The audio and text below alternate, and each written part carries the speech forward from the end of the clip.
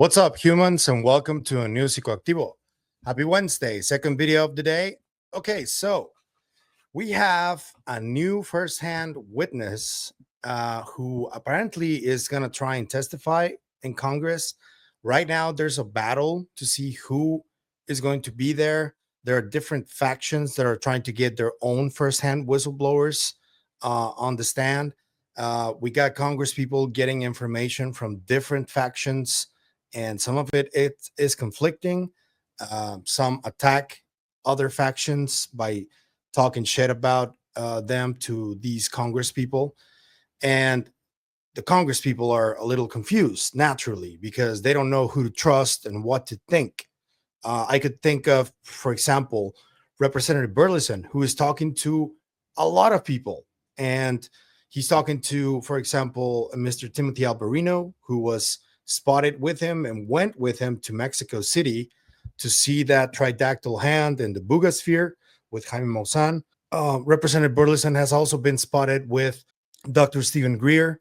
There's even a picture where he appears with a couple more people. And one of these people, two of these people I did not know. But I am going to show you the picture that I'm talking about because that's what we're discussing today. So this picture shows Dr. Stephen Greer on the right side of the image. Then you got Representative Eric Burlison. Then you got Mr. Batista from Skywatcher. Then you got Michael Herrera. And then you got a lady that I don't know who she is. Then you got Mr. Michael Mazzola, who is the director of Unacknowledged and other documentaries with Dr. Stephen Greer. He's currently working on a new documentary about the Nazca desiccated corpses, the tridactyls. And I don't know when he's going to release it, but he's working on that currently. And then on the far left of the image, we have a new face that I did not know about. And we now have confirmation of who this person is. And his name is Rodrik Castle. Rodrik Castle.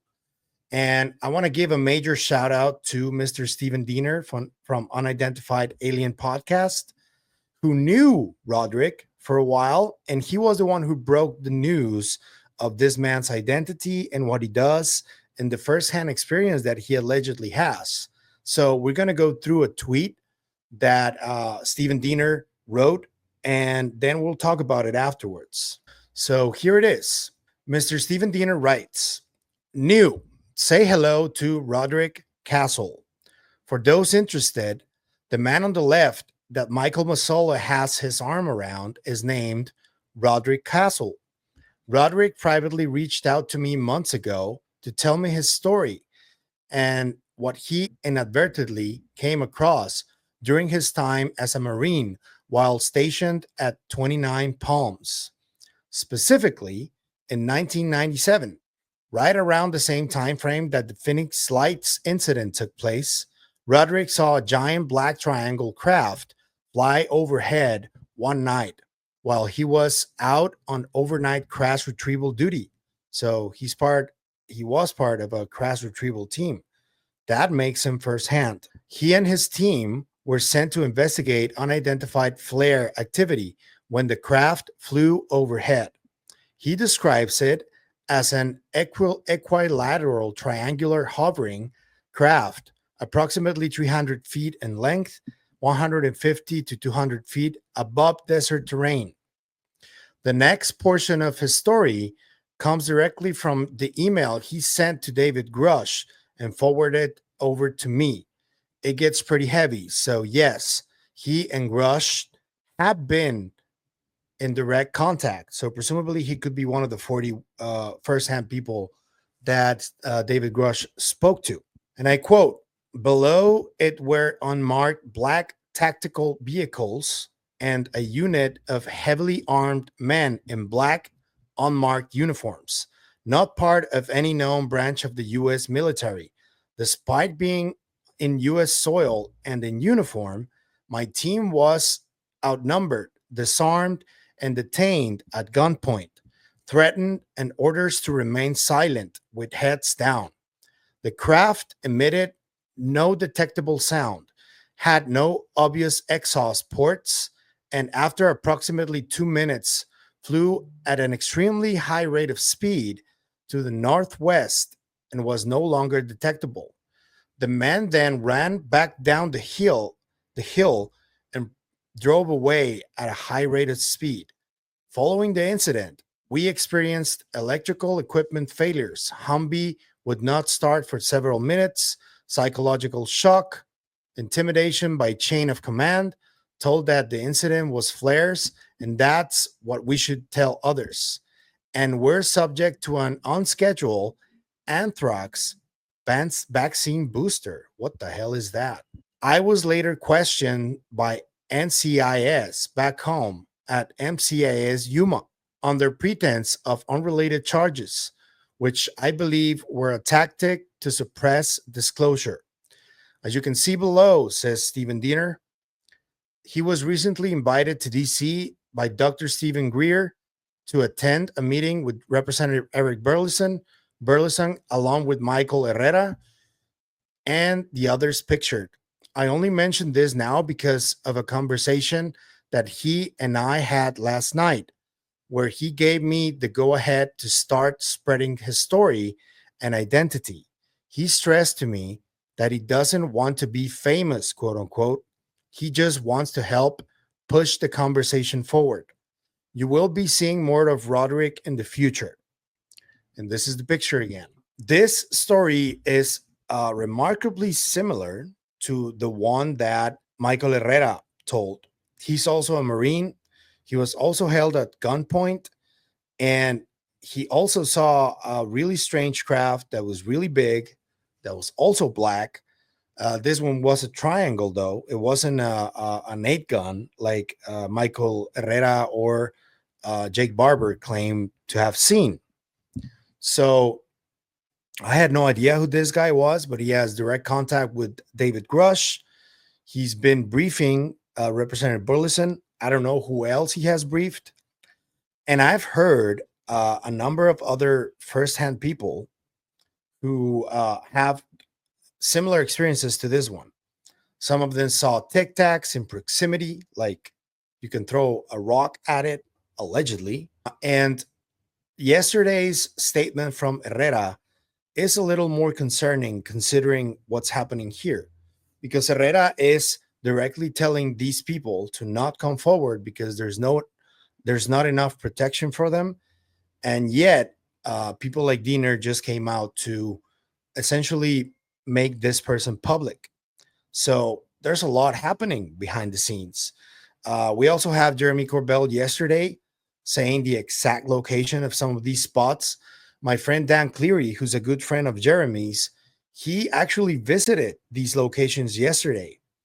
And when it comes to these locations, I've heard now like 3 or 4 different stories that I was sent via email of people who grew up near those vicinities, and they've seen some things.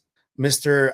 Alan Levine sent me a text where he talks about an encounter that happened near there of a person who saw a craft hovering out of a hangar and then shooting up to the sky, and it was really close. There's another person that saw one that was just parked there, and there's a lot of stories like that are gonna just keep coming out. And I don't know what's gonna happen, but I do know that there's gonna be an uptick of these stories. We do need more evidence than just stories from firsthand people. Those stories from firsthand people are very important, I repeat, but we need for them to be taken seriously. And then people in Congress and the Senate, who are presumably some guilty parties in here of secret keeping this, should take that as actionable intel so they can go look for the goodies, so they can go look for the hardware, the biologics, and all of that. And I don't know if they're going to do it. Right now, there's a lot of doubt from these whistleblowers. I know that, for example, back in May, when Matthew Brown came out with that tweet, right below his tweet, he tagged a bunch of people who are directly linked to the UAP disclosure movement, both on the secret keeping side and the side that is supporting disclosure. He tagged the White House, he tagged Elon Musk, Tom Cotton, Mark Warner, Senator Rounds, Senator Schumer, Senator Wicker, Senator Jack Reed, Senator Kristen Gillibrand, Senator Rubio, who is the Secretary of State now. He tagged Senator Fisher, Senator Joni Ernst, Dan Sullivan, Senator Kevin Kramer, Senator Rick Scott, Senator Tuberville, Senator Mullen, Senator Ted Budd, Senator Eric Schmidt, Senator Banks, Senator Shaheen, and Senator Blumenthal. Those are the ones that he tagged. And the fact that he tagged them means that they are aware of what's going on. And that's one of the reasons Ross Coulthard called them out last weekend, because he's going to start naming a lot of these names that I just told you about. And I don't know what's going to happen, but we do know that at least Matthew Brown thinks that they know stuff.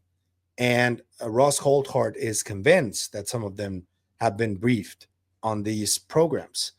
So let me know what you think about this new whistleblower that just came out, or witness, we should say. What do you think about his allegiances to Greer, to Herrera, to Mazzola? And what do you think about Matthew Brown naming all of these senators from the Senate Armed Services Committee and other committees? Do you think they really know something? And why do you think they're keeping quiet about it? Let me know in the comments.